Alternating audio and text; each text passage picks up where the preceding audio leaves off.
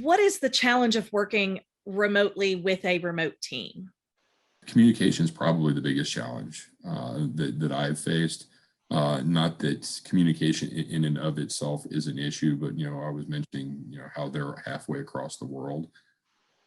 So in order for us to work during the same time period, either I'm working in the middle of the night or they're working in the middle of the night. So we've kind of come to like a half and half.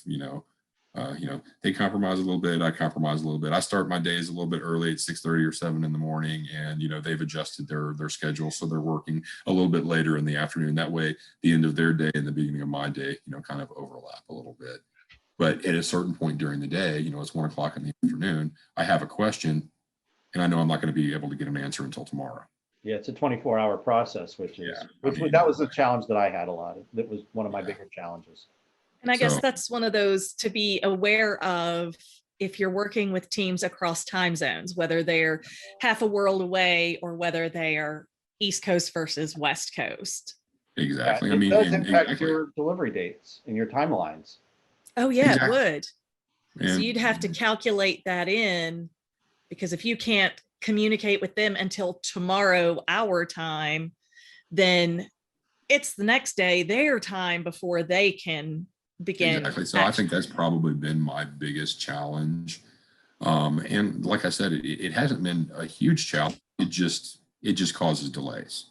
I don't always get to the information that I want it right now, but they're not available right now. So I've kind of had to, get into the habit of, if I need something, send it, send that email or, send that communication as quickly as possible.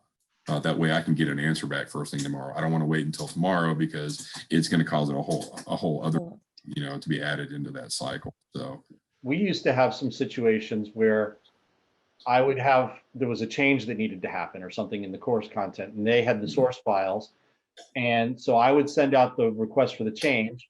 It would take 24 hours. I'd get the change. The change maybe wasn't quite what I expected. So I have to do another change. So what could have been like a half hour, 45 minutes, had they been on stateside, became 2 days.